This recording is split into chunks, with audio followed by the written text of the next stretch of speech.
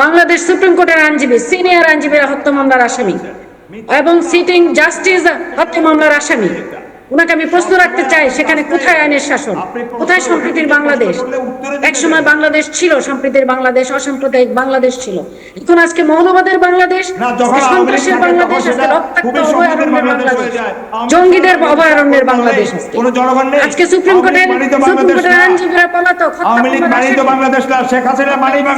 আইনজীবীদেরকে যেভাবে নাজেহাল নাস্তানাবুদ করা হচ্ছে, অপদস্থ করা হচ্ছে আদালতের বারান্দায় এবং আদালত কক্ষে প্রকাশ্যে আইনজীবীদেরকে এবং জজ সাহেবদেরকে হুমকি দেওয়া হচ্ছে। কোন রকম বেল দেওয়া হলে জজ সাহেবদেরকে দেখে নেওয়ার হুমকি দেওয়া হচ্ছে, জাস্টিসদেরকে, ইভেন জজ কোর্টে জজ সাহেবদেরকে হুমকি দেওয়া হচ্ছে। এবং সিনিয়র আইনজীবীদের বেল হচ্ছে না, হত্যা মামলার আসামি করে এক একজন সিনিয়র আইনজীবীকে ওনারা তলব ছাড়া করেছেন, ডিফেন্স লয়ার হিসেবে দাঁড়াতে দিচ্ছেন না কাউকে।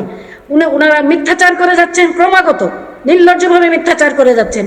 ওনারা প্রতিদিন ভারত বিরোধিতা করছেন, শাল পড়াচ্ছেন, শাড়ি পড়াচ্ছেন, আবার করজোড়ে হাত জোড় করে গিয়ে দাঁড়িয়ে থাকছেন।